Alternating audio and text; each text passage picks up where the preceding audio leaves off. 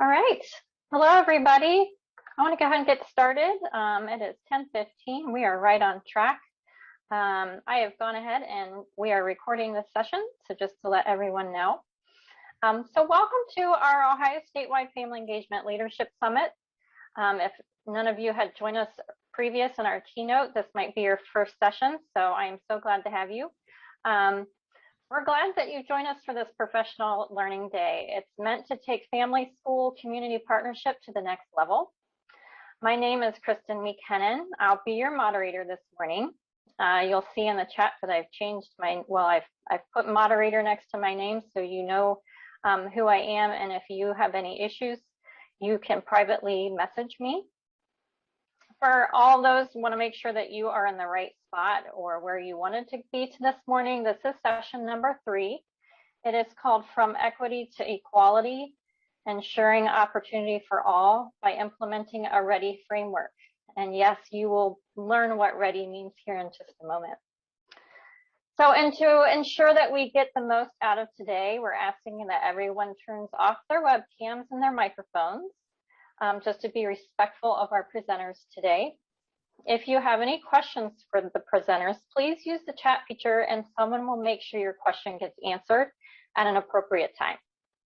Again, if you have any questions or technical issues, please just private message me in the chat and I will get to you as soon as I can. All right, so now that I've introduced myself and we've set some ground rules for today, let me make some introductions.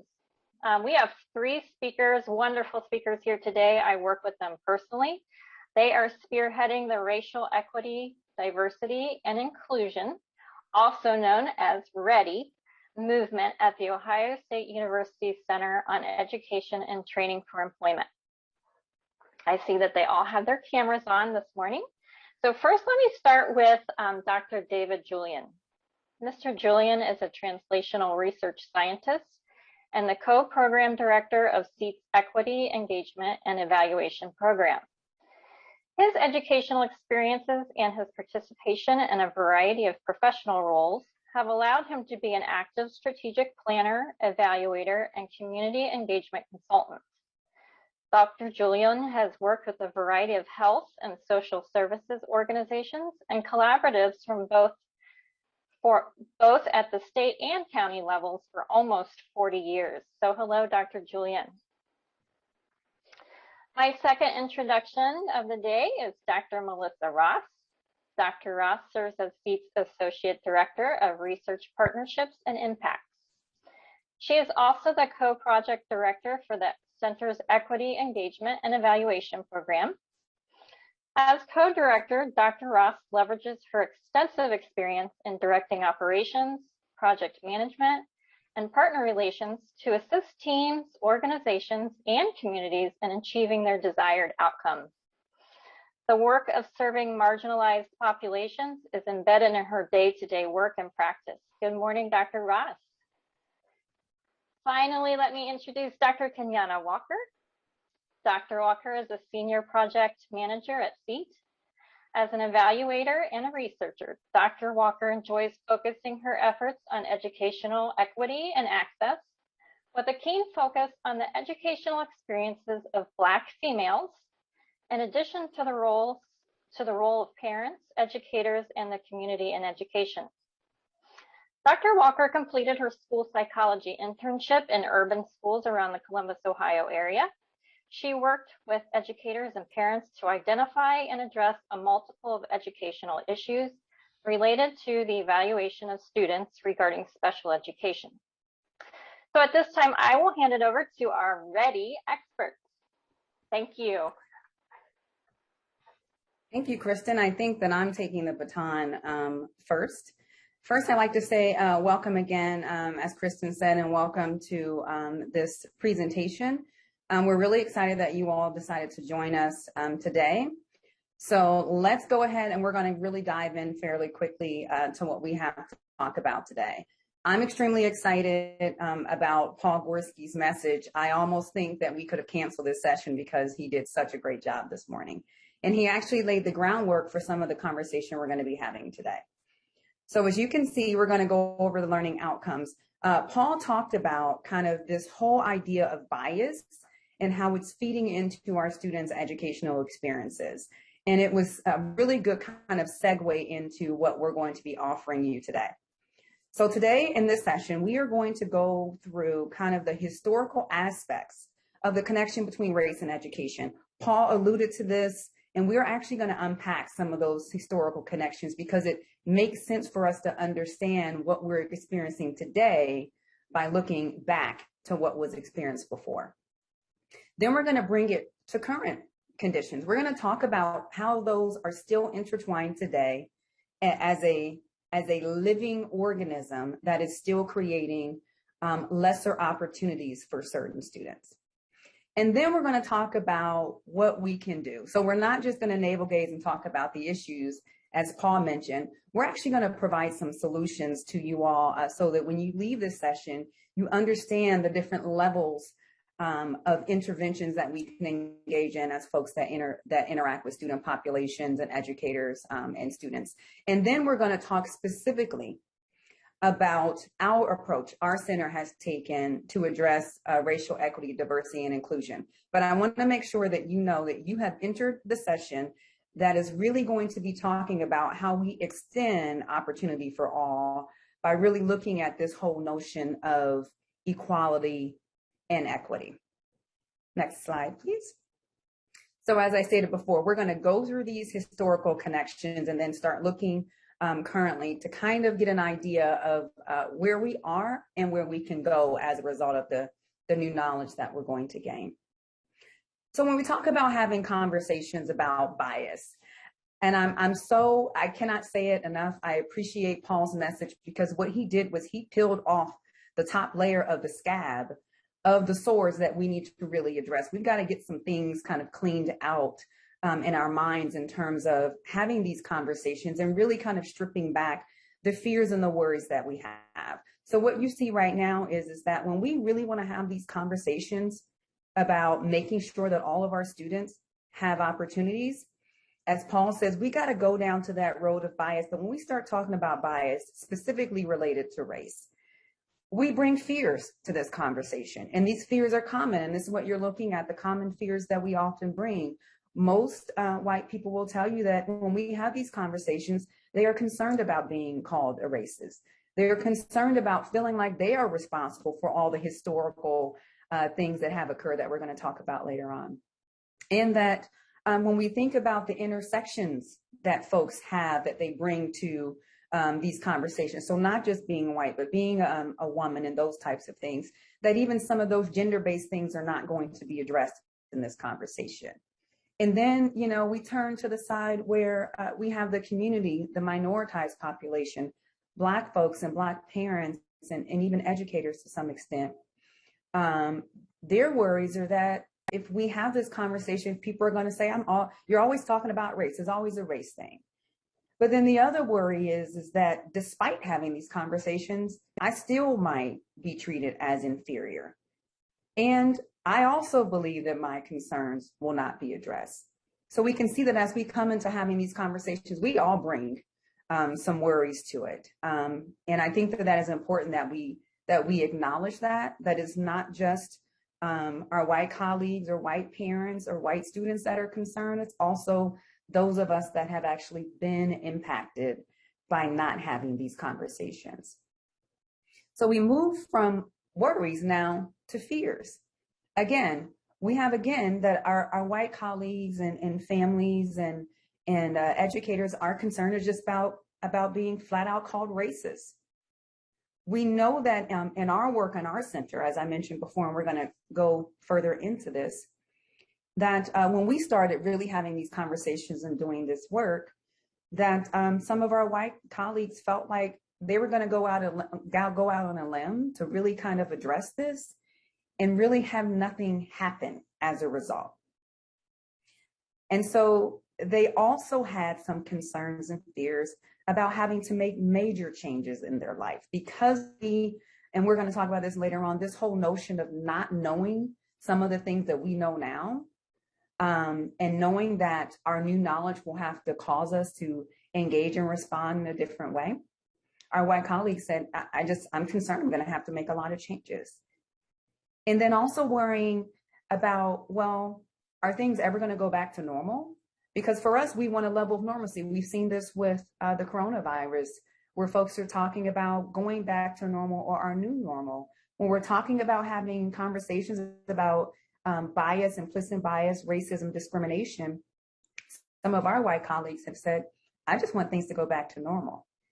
But on the flip side, when we're beginning to peel back the onion, remove the scabs, and really expose what's going on, some of our Black colleagues, myself included, have fears that, as Paul mentioned, that we're going to engage in performative action. So we're going to have these conversations. We're going to talk about race, implicit bias, but there really will be no actionable work associated with it. And as Paul said, oftentimes we reward the performative work rather than the actual work, kind of doing the work. Black folks are also concerned about going out on a limb. If I sit down and expose to you the way that I've really experienced this environment, the way that my child has really experienced your school environment, the way that I as an educator or as someone involved in the school system has experienced this environment as a Black person and nothing's done, I'm now concerned that I've gone out on a limb. I've really been honest, kind of really been my authentic self for the first time, and nothing's being done. So of course, concerned about no real changes. But as we have, our white families and white colleagues really desiring to go back to the new normal, we have our Black families and Black colleagues really saying, I don't want to go back to the status quo. As Dr. Boone said, taking not just this opportunity with the coronavirus, but our nation has gone through a racial awakening within the last 2 years that has really raised all of our consciousness. And so Black folks are saying, I don't want to go back to the status quo, to the way things were. I don't even want to go back to what we perceived as normal, because what we're finding out, and as Paul demonstrated, that what we thought was normal, what we thought was okay, what we thought was equitable was not. And so we're kind of going to get into that conversation today. And I just wanted to provide these as inputs so that we can just start having the conversation, the real conversation about how we're going to create and extend opportunities to all students, and how we're going to do this by addressing this big elephant in the room, which is bias. And so when we think about extending opportunities to students, it's very interesting to me when you look at the word kind of access. So we think about opportunities for all. That's everybody. That means that we're going to be inclusive. But in order for us to be inclusive, we've really got to figure out what additional work needs to be done outside of whatever opportunity that we're inviting folks into. In this work, we're inviting you into really looking at more anti-racist actions and ways that we can be inclusive, such that all of our students actually have the access to the opportunities that we are presenting to them. Next slide, please. And so let's talk about our responsibilities to our students. I know we have educators on the line. I'm excited that we have a lot of our parent mentors here on the line. And so I want to take you kind of to a law perspective just shortly so we can situate why it's important for us to do this work. Normally, when we have students in our educational environments, we're considered loco parentis. Really, educators are considered this, but for those of us that are in the schools, we are basically considered an extension of a parent when we have children in our buildings. And that just essentially means that educators are responsible for the children in their care, and they are acting in place of or instead of a parent. So if you think about a parenting relationship, the things that come to mind are parents nurture. They care for their children, they protect their children, and they do whatever it takes to be able to address any concerns, any things that arise, or anything that may harm their children. And in this sense, I want us to really think about our role as educators in the building being an extension of the parents, because when we look at it that way, some of the fears and worries that we have reduce the treatment to us and really focuses our response to our students, to the families, and to the folks that are in our care, even if it's just for 15 minutes or 5 minutes. Next slide, please. So many of us that are on this call, myself and all of my co-presenters included, we all experience a compounding of levels of privilege. So we know that privilege basically means that some of us have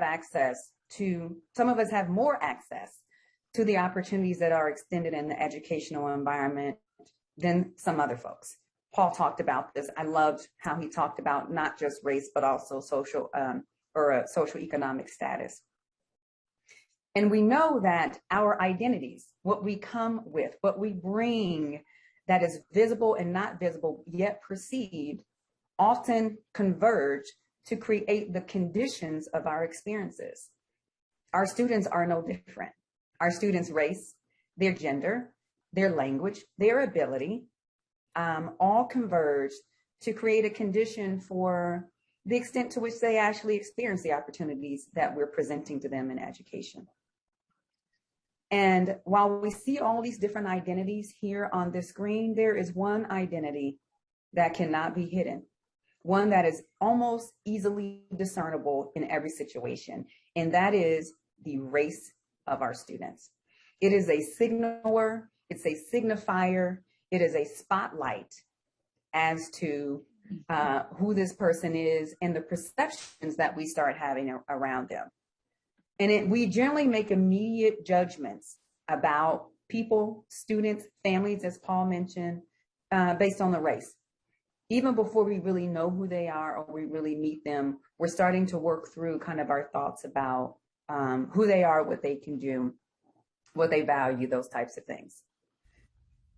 And so social emotional status also plays a role in this.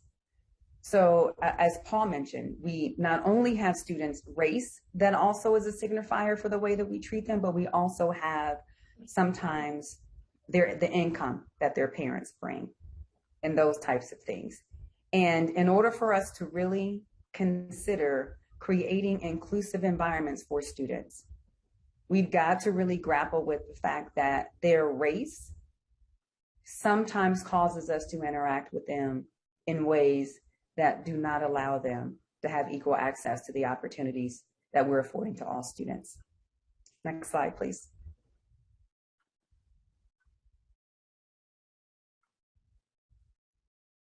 So we are going to take a quick pause from this portion of the presentation because I think it's very important for us to center ourselves around this conversation.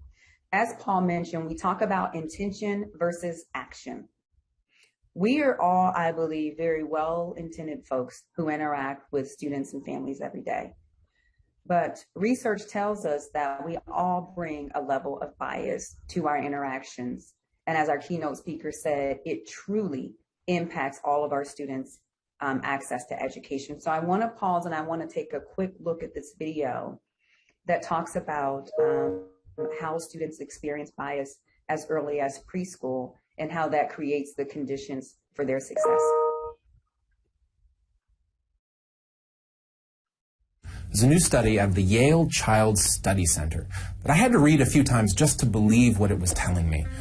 The researchers recruited about 135 preschool teachers. They had them watch video footage of 4 kids playing, a black boy, a black girl, a white boy, and a white girl. And they told the teachers, their subjects, watch the video, there may be some challenging behaviors. As soon as you see something that could become challenging, hit the enter key on your keypad. And here's the trick. There was no challenging behavior. The researchers were using eye scan technology to see which child the teachers were looking at the most. And what they found is that the teachers, both white and black alike, spent the most time watching the black boy, waiting for bad behavior that never came. There's one more really interesting headline in this study, which comes later. The teachers were also given a 1-paragraph description to read of a hypothetical child with a stereotypical name who behaves pretty badly in class, pushes, scratches, throws toys. And some of the teachers were also given some biographical information that helped make sense of that behavior. They were told that the child lives with his mother, father has been in and out for years, they're relatively poor, the mother is depressed, works 3 jobs. Researchers wanted to know if knowing this information made the teachers more empathetic to the kid. Well, here's the shock. It did, but only if the teacher and the child were of the same race. If the teacher and the child, a white teacher and a black child, or even a black teacher and a white child, knowing that biographical information, those teachers were less empathetic towards those students. And here's why this matters. Imagine if this is true, if there's this empathy deficit in preschool, well, imagine where else that's true.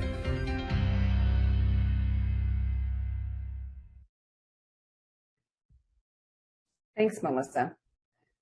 So we can see, as much as we would like to have our good intentions control our behaviors, that even when we are trying to, we can sometimes have our bias influence the opportunities that all of our students experience.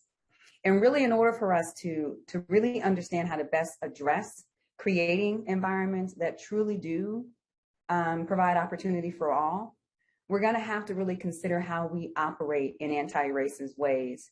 But in order for us to do that, I think we've got to look backwards to move forward. I love this saying that Dr. Karen Beard said a couple months ago in a professional development that she did for us at Ohio State.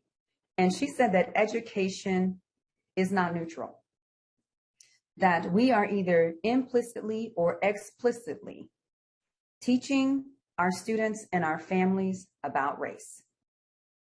And if we are doing that, it is best for us to be intentional so that we can align our beliefs and actions so that we're teaching it responsibly, but so that we're also creating a condition where all of our students have the exact same access to the opportunities that we're extending to them. So I think it's important for us to go backwards to really understand this whole concept of race. What we have found, research has said, is that race is a created thing. It's a construct. It's been constructed. And it's been constructed, but it also has consequences attached to it.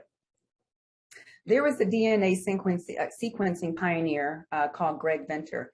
In 2000, he said that the concept of race has no genetic or scientific basis. In fact, folks later on said that genetically, we are more connected than we are not connected in terms of being human.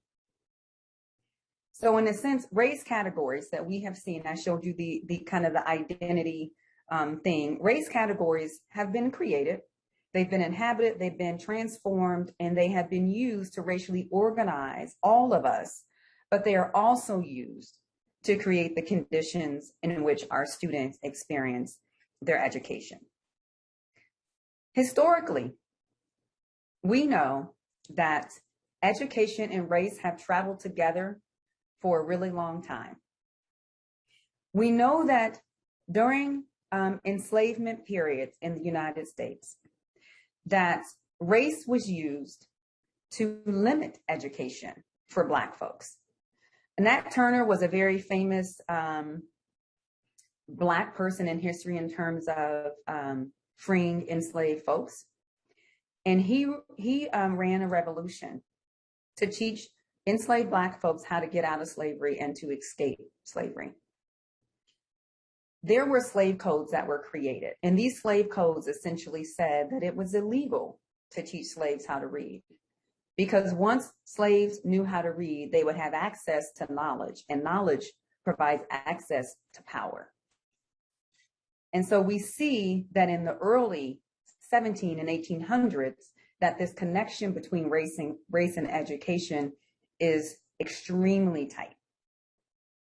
Let's talk about how race has been used kind of further down the line to exclude other folks. Thank you for the quote, Melissa.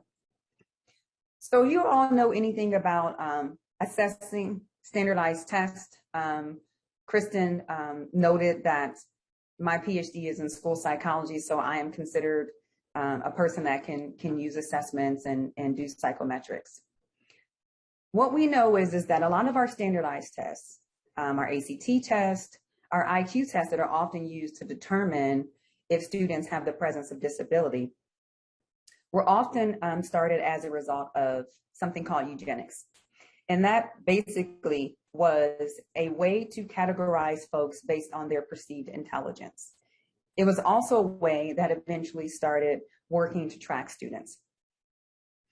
Eugenics was used to try to weed out, particularly with white people, to weed out folks that were considered genetically inferior. So it was not only a tool that was used to just weed out for intelligence purposes, but specifically for within the white population, it was used to weed out folks that were not considered as intelligent.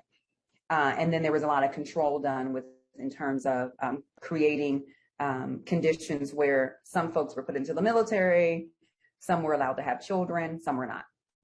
We see the influence of eugenics now in our current tests, with ACT tests and SAT tests and different tests that are used to allow students to enroll in college.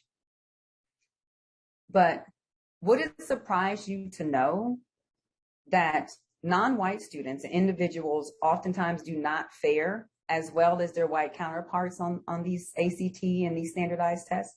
Because many standardized tests are used to determine who's gifted, who requires remedial services, like I said before, who receives special education services, who gets into AP classes and those types of things. Now remember, we are talking about bias and being able to afford opportunity for all. Next slide, please. So now moving from the 1920s, from eugenics and its imprint on who we determine who's intelligent, who isn't.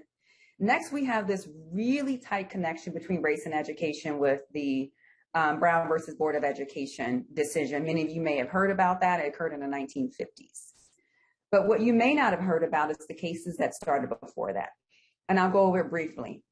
Plessy versus Ferguson was a case of a Black man who wanted to have access to a train car. Races were separated, so Black folks had accommodations, white folks had accommodations.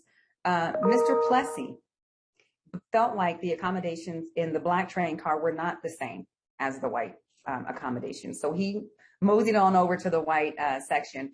We think about Rosa Parks as being kind of the first person that really kind of broached that racial boundary in terms of, I'm not going to sit in the back, but really Mr. Plessy was kind of a front runner for that because it was his actions that started the snowball that eventually led to Brown versus Board of Education in 1954. In Brown versus Board of Education, Thurgood Marshall, who eventually became a Supreme Court judge, but was what was the architect of creating the blueprint for all the different cases after Plessy into the Clark-Dahl test. He took the Clark-Dahl test results, which I'll talk about briefly, used those to plead the case to get schools desegregated. The Clark-Dahl test was essentially performed with preschoolers. It was white preschoolers and Black preschoolers. And Mr. Clark and his wife, Dr. Mamie Clark, sat with these preschoolers, 3, 4, 5-year-olds. So these are the kiddos that are fresh out the package. And they asked them several questions. They put before them a white doll and a Black doll. And they would ask the students, which doll was pretty? Which doll is smart? Which doll is clean? And which doll is most like you? Despite the race of the students, of the kiddos at 3, 4, and 5, these children oftentimes, both Black and white, identified the white dolls as being clean, as being smart, as being pretty, as being kind. And even the Black students also identified primarily the white dolls as being similar to them. And when they were pulled aside and queried as to why they said a white doll was similar to them, even though they could visibly see that they were not, many of the preschool children experienced a sense of pain and discomfort, and some even cried because they were able to identify the negative social consequences that were assigned to their race. And they did not want to say that they were like the Black doll because they knew what it meant to be Black. Now, these children, it's very important that we know, these children were just beginning to start their formal education in preschool. So the question is, where did they get in their mind that Black was inferior? And where did the white students get in their mind that white was superior? This case was used to eventually start the desegregation process because it was found that it was a detriment to Black students not to be in a mixed race environment. But I would also suggest to you it's a detriment to all of us for us not to have our students together, having the same experience and having the same access to education. So let's fast forward a bit. Brown, 1954, there was actually a Brown 2 case later on because there was some stalling in actually segregating schools. It took about 20 years for Brown to actually be actualized. And what we're finding now is that even Brown, the actualization of Brown has been watered down because, as you can probably see in your schools, that we still have some segregation, which means we still have some unequal access to education. Next slide, please. So we fast forward and we see that even after the 1950s, the reemergence of literacy and reading tests and those types of things being used to segregate Black folks in terms of voting. So we had them when folks were enslaved. We went through eugenics. We started seeing some movement with Brown, and then we still get past Brown and we still see that there are some social consequences tied to race with education. Not only did we have literacy tests, we also had geography tests that were also used to not allow Black folks to vote, because we know that when folks have power, that some of the unequal access that we experience, not just in education, but in our world, is shifted. As Paul says, we're starting to see the things kind of balance out. Next slide. So what does this mean? Okay, we went down this historical journey. I learned about the fact that race isn't real and it's been made a construct and all these historical things. So what does it mean? Well, we often talk about being culturally aware, being culturally competent, being culturally sensitive, and those types of things. When we're thinking about this whole notion of creating opportunities for all students, we have to really understand historically the disadvantages that some students have had and that their parents have had and that kind of their family have had in terms of access to education. Because that is truly the way that we will be able to begin to open up the portals for all students. Gloria Lasson-Billings is a wonderful race and education scholar, and she talks about this whole notion of education debt, that the United States and society owes a debt to Black students in particular, and we'll just put minoritized students as well, any student of color, because of the lack of access to the opportunities that have been afforded to other student populations across time. And I don't know about you, but I think it's time to pay our dues. I think it's time to really think about how we can pay down the debt so that all of our students have the exact same access, so that that little level is truly level, the exact same access to their educational opportunities, which is why this includes you. So I think I heard somebody say, what does this have to do with me, Dr. Walker? Next slide. We know that looking at the video that we just looked at, that we bring our bias with us. Paul talked about it. We're all biased. We all have things that we have in our minds that may not be true, that we don't even know are there, but we're trying to prove every day. And so we have to really start thinking about our bias and what it does for our students and their families. Many times we have students who don't experience the same type of education as other students do.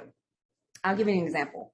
A researcher just completed a research study that found that when preschoolers watched a 31-second clip of the way that their teacher treated someone that visited their classroom, 75% of those preschoolers were found to prefer the person who the adults treated well.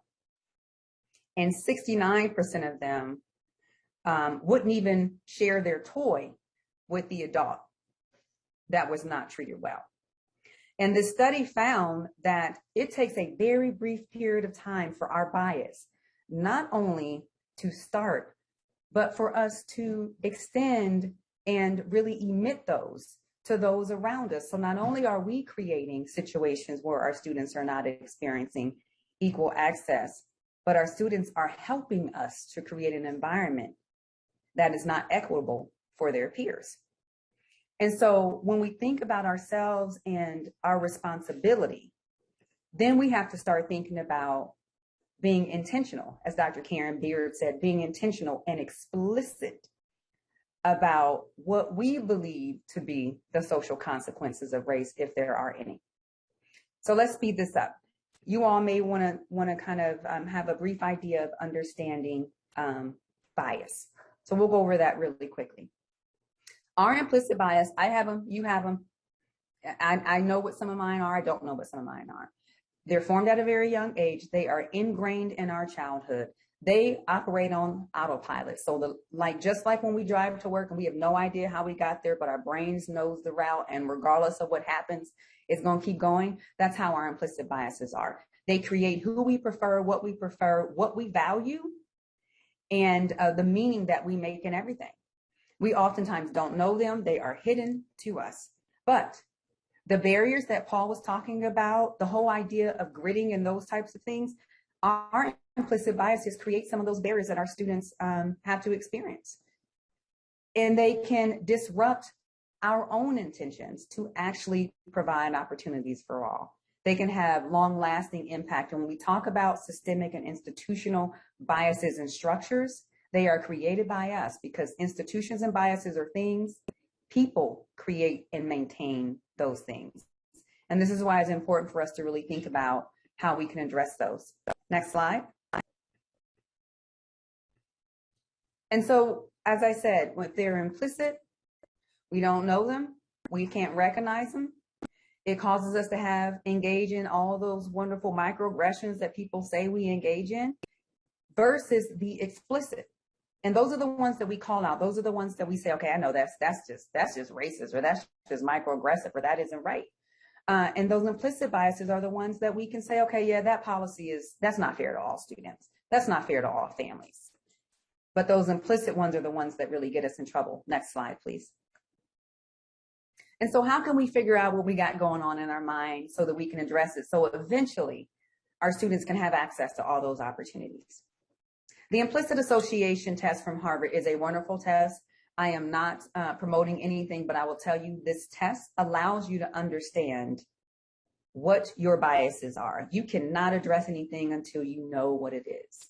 I often take the implicit bias test as a Black woman around 6 months all the time, just because it allows me to continue understanding the extent to which I have lowered my bias in certain areas. And when we talk later on, when Dr. Ross and Dr. Julian talks later on about the work that we're doing at our center, specifically as it relates to race and equity, diversity, and inclusion, this is one of the tools that we use before we even start really addressing our biases. We use this tool to help us just understand what they are and the extent to where we have them. And so I would strongly suggest that you consider, as a person that is engaging with students and educators, that's providing services to families, who is trying to make sure that everybody has equal access to the opportunities that are being afforded to them, that you consider taking this test so that you can figure out if you have a little work to do. And I'll tell you why. Next slide. Policies and practices and procedures come together, just like race and education, to normalize the racial inequities that our students are experiencing. They're not able to access the opportunities that we're putting out for all because we still have things put in place that we have to address. Next slide, please. Let's compare our implicit biases to what we know about policies, practices, and procedures. Again, implicit biases are automatic. They're concealed, suppressed beliefs, they're preferences, they create barriers, and they create the institutional structures and barriers that our students experience. Let's look at what we know about practices, procedures, and policies. They are the application of an idea. Biases are ideas. They are an application of an idea and a belief that becomes habitual. That sounds to me like the word automatic. Practices, procedures, and policies also set up an official agreed upon action. So this means that my thoughts have now moved from being a thought to now I share this thought with several other people such that we now have a policy, a practice, and procedure in place for how we're going to do whatever that is totally influenced by our bias. They are also an agreed upon idea that creates a plan for how we do something. That to me feels like a structure, an institutionalized thing. This is how we move from our biases that are not interrupted or addressed to putting in practices, policies, and procedures that limits the access to the opportunities for our students. That debt is coming due. We got to pay it down. Next slide. We know that research has told us in our work, in our center, that diversity, equity, and inclusion efforts are not long lasting. When we first learned about the research around this, it was like a gut punch. We said, oh gosh, but we're doing this. But what we have found in our work and what we are going to offer to you is that our efforts to address our bias, our efforts to do our own DEI work has to be treated like a vaccine that has multiple boosters. We're seeing COVID talked about in possible boosters. When we are dealing with providing access to opportunities for all, and we're trying to do so by reducing and mitigating our own bias, this has to be continual work. That means that we've got to build our endurance in doing this. It's not a one-stop shop. It's not coming to the summit and going through the whole thread in terms of opportunities for all. It is doing your IAT test. It is figuring out tools and different things to address your biases. It's continuing to go to different professional development and classes, and we're going to offer you all some recommendations later on. But the benefit to doing this work is that it benefits all of us. It benefits our students. It benefits our families. It benefits all of the different folks that will experience us, our services, even outside of education. Next slide, please. And so when we think about that whole idea of bias and policies and practices and procedures, this is really how we can start reshaping some of the experiences that our students are having. This is how we can open that portal up to the opportunities that we want to provide. And I'm just going to go over very quickly about how we can do that. Next slide, Melissa. So we think about looking at, and I thought Paul must have read my slides because I thought he's right onto it. We think about providing a remedy for this. First, we're doing our own personal work. We're getting our boosters, but then we're going to take two different views, two different perspectives, and how we're going to figure out what work we need to do. The first one is thinking about telescopically. If you think about a telescope, you can see out broad, you see everything. That allows us to see all student experiences and to see what the average student experience is in whatever area we're trying to provide opportunity for all in. The second one is to take a magnifying lens to something, and that lets us kind of hone in on something up close. That would mean looking at the students that are not having the same experience or the same access to whatever opportunity we are providing. So going out far, creating kind of the average, and then pulling in and saying, okay, these students are not having the average experience. Defining those gaps, and then trying to find ways to take that equality piece, that opportunity for all, and use an equity lens that says, I need to give these students these types of experience to have access to the opportunities that we're providing for all students. And that is looking at policies and practices and procedures. Next slide. So looking broadly, looking narrowly, understanding the gaps, and then plugging them in. That's how we're paying down our debt. We're providing nurturing environments where we can apply new practices, set up new procedures, create new policies that allows our students to experience the education that we intend for them to do. Next slide, please. And this is just the policy and practice and procedures. If you wanted to understand what those look like, we'll have these slides online for you to refer to if you want to look back at those. Next slide, please. And these are just the areas where we want to make sure that we're looking at to spot those gaps, to spot our biases, to spot where the opportunity is not the same, and we just need to start plugging them in. Age won't really be anything relevant to us as we're talking about kind of K-12. We look at that more when we look at higher ed. Next slide.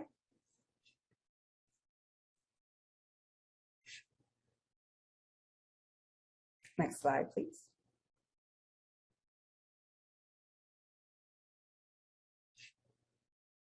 And this is where I will invite Dr.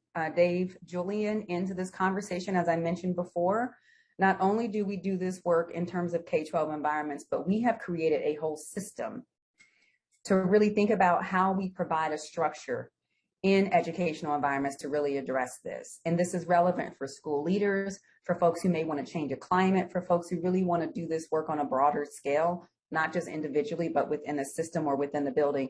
And Dr. Julian will share with you how it's possible to get this work done.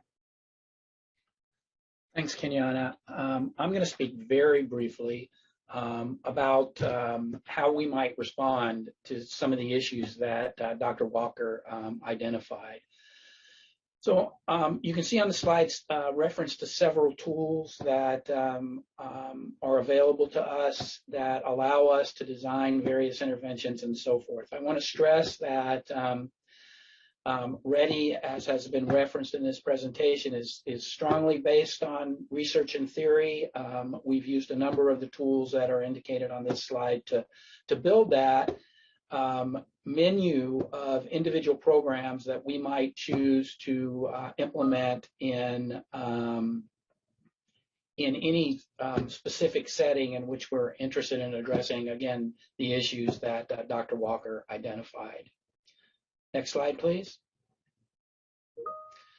So I'm going to just give you an example of one of the principles that are incorporated in several of the READY interventions. And again, READY is an aggregation of several different independent programs. They're designed to work together, but any of those individual interventions work independently. Two principles that we think are particularly important in the READY interventions are the principles of allyship. And we don't have time today to really go into those principles in detail, but that positions primarily white individuals to work in support with the Black community. And then a technique that we've been using in some of our planning work where we position members of the Black community to occupy a decision-making role and position white allies to provide assistance relative to problem solving and so forth. Next slide, please.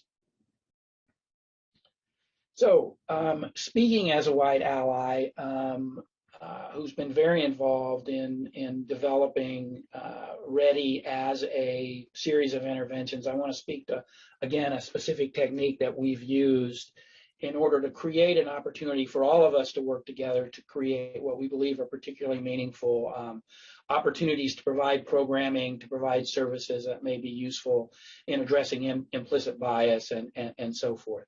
So we operate on the principle, and this is a principle of white allyship, that as allies come to the table, they're coming to the table at the invitation of the community and working on behalf of the community.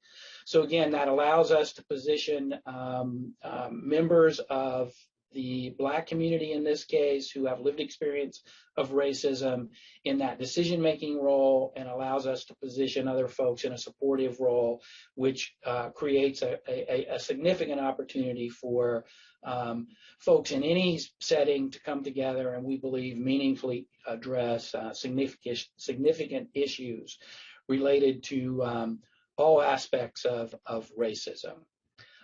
There's much more that can be said about READY as a series of interventions. I know we're running up against some time issues, so I'm going to turn things over to Melissa and let her speak a bit more specifically about some of those tools. Thank you, Dr. Julian. I get the opportunity to share with you an example of how you might put this into practice. If you're anything like me, I'm a very concrete thinker, so I can understand all of the high-level ideas, but I want to know, what does this look like in practice? So we're going to share with you a bit about how we applied the pieces that Dr. Julian and Dr. Walker talked about in our setting. We started by identifying goals. For us, it's very important to be clear about what is the big prize, what is it that we are trying to achieve. And for our center, we identified 3 high-level goals. We want to start in what we call the intra and interpersonal space, ensuring that our associates that work with us on a daily basis have the knowledge and skills that they need to enter the spaces that we're going to be entering and operate effectively toward pursuing racial justice.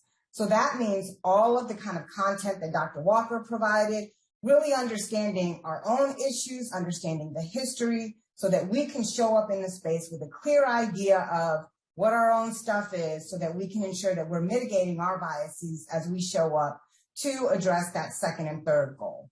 Our second goal is really focused on getting our own house in order. What do our policies and practices and procedures look like? And how are those colluding to persist relative to lack of access and lack of equity within our space? And once we get our own, or as we're getting our own house in order, really then moving to working outside of our system to ensure that within the spheres of influence that we have, that we are working to reduce equity or to increase equity and reduce institutional racism. We did that first by redesigning our infrastructure a bit. So our center is a center, we are a translational research center, and we work with a variety of external partners to impact issues related to workforce development, education, all of the supports, for instance, that the Ohio State White Family Engagement Center provides folks like you, to ensure that research is brought to bear to assist them in identifying and impacting their priorities. In order to do that well, to do this racial justice work well, we believe that having some infrastructure in place is critical. The team that Dr. Walker, Dr. Julian, and I represent, if you look at the slide, that gray box on the bottom row is the Equity Engagement and Evaluation team. We offer what we call the backbone support for our center.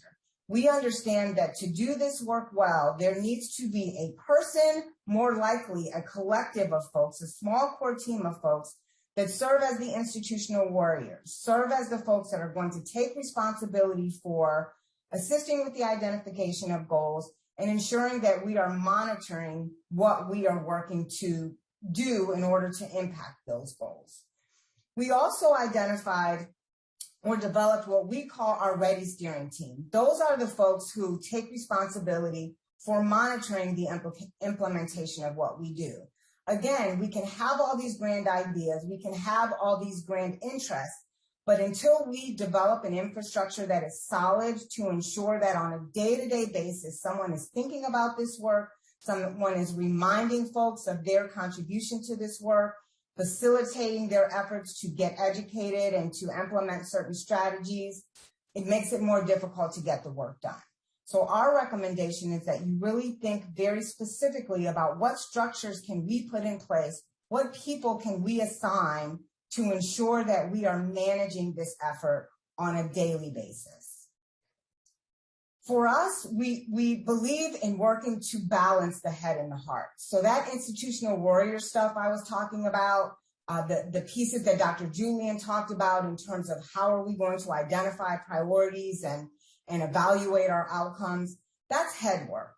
We know that that head work is important because in order to get things done, you have to kind of come with an intellectual, research-based, ideally, approach to the problem. But this is difficult work, and you have to show up in spaces sometimes from a place of vulnerability in order to have an impact. And so as we are working on this head work, the heart work is critically important. Again, back to Dr. Walker's piece about really understanding our own implicit biases so that when we show up to that planning table, when we show up to implementing the strategies that our building or our district has identified, we need to know what our own stuff is and really understand that. Part of the way that we identify to do that and to create a safe space, I should say, to do that heart work is we identified what we call rules of engagement. Some of those rules include being clear that racism exists. We're just going to acknowledge that up front. That is not up for debate. If you want to debate that, then this is not kind of the right space, the right table for you to sit at. We're going to expect that each other make mistakes. We're going to offer correction with grace. We're going to receive correction with grace. We are going to take risks, understanding that comfort is overrated, and Discomfort is really often where the lessons are learned, where the changes are made, and we're going to hold each other accountable. That doesn't mean placing blame, but that means we're going to be about the business of what we say we're going to do. And when we miss the mark, we are going to acknowledge that and we are going to course correct. So part of what we put in place to ensure that we are thinking about these things on an ongoing basis, educating ourselves, building our capacity to show up at these planning tables from a space of being able to effectively participate, is to do what we call seat learns. So where we started with Dr. Walker sharing the history with you and sharing some of the how-tos related to specifically how you might manage a classroom, for instance, really providing on a regular monthly basis that kind of information to our associates so that we are arming them with a good understanding of the context and good solid information that they can bring to bear to tackle these issues. So that's the head work. At the same time, we're doing the heart work of what we call affinity groups. And in that space right now, we are really working to operationalize allyship. So again, really digging into what are my own issues and how do I increase my comfort and my confidence with tackling these issues? Because what we know is it's one thing to kind of in your own personal space, in your mind, think about racism is wrong and I want to be a part of the solution. It's a whole nother thing to show up at a table with your colleagues or to show up at the Thanksgiving table with your family and actually tackle these issues with people you love, people you respect that you know may disagree with you and may not have your same passions. So we are really working to equip our staff with knowledge, information, tools, opportunities to practice, opportunities to problem solve together, such that they can show up in these spaces and confidently serve and operate as an ally toward addressing that institutional work. Because the bottom line is we want to be good, solid people, but where we impact our students, where we impact our colleagues, Black or other people of color, where we impact the families that we are working with and care about, is through impacting the system. And so from our perspective, serving as a solid ally is about affording others access to power and influence. It's not just enough to hear their voices, but they need to be in a position to influence and impact the systems that we are talking about. And that is what we kind of coin centering Black voice. Now, we have elected to start with a focus on Black specifically. That is one marginalized population that we are really digging into, understanding that that is the marginalized population most affected by a lot of the work that we do.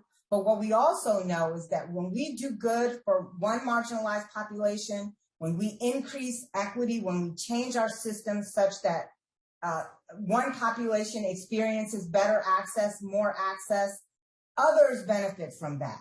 Not only other populations of color, but all of our students. These kind of practices really serve all of our students well. And so we want to encourage you all to dig into this work. As Dr. Gorski talked about, in solidarity, understanding that it is all possible for us. If we dig in and decide that we are going to be about this business and put the systems in place to do so, it is not impossible. And we will know that once we get it done. So that is what we have to share with you today. We're sorry we don't have more time for questions, but we do have a couple of minutes and would welcome any questions that you all have.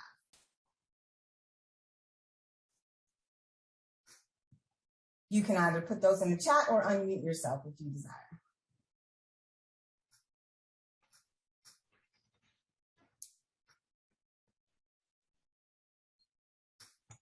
All right, well, as you all are pondering those, feel free to do that in our last minute. I want to share with you the QR code for our webpage. We do our very best to post resources and other information. You can learn more about our work on our webpage. Also see how you might connect with us if you have issues or questions or want to get a sounding board or potentially work with us. You can find our information there, and we would welcome the opportunity to engage with you. Trisha, if you look up, I will repost the link to the IAT test. It is a little bit earlier in the chat, but let me pop that in for you again quickly.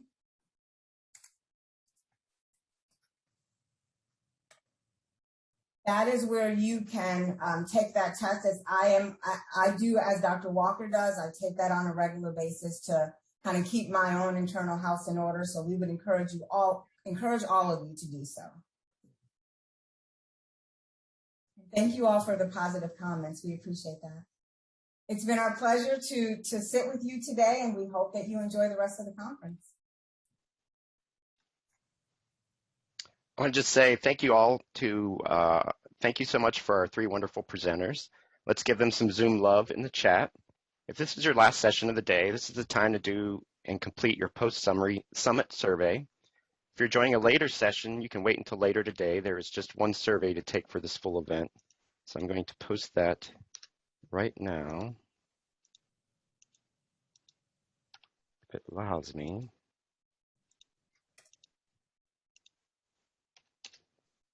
It is not allowing me. Greg, I saw the link. I did see the link in the chat. Oh, is it? Okay, my screen is not like updating right now, and I don't want to leave. So we will stick around for a couple minutes in case anyone has questions. Thank you so much for coming. The next session starts at 11:30, and more details are at this link. And Greg, while you're doing that, Dr. Walker, there's a comment in the chat from Barudi, I hope I'm pronouncing your name correctly, Miller, who asked how we assist students with speaking up. So Dr. Walker, I'll start that off and then maybe pass it off to you and you can add. With all of us, so just as I talked about in terms of building the capacity of our staff, my suggestion to you is bringing students together, arming them with information, giving them a platform for dialoguing with you, with other students, and getting clear about what those rules of engagement look like. Because it's important that the space in which you try to encourage them to speak up is both what we like to term safe and brave. So we want to make sure it's safe, that we're protecting confidentiality, that we are ensuring and addressing that when microaggressions happen, they are addressed.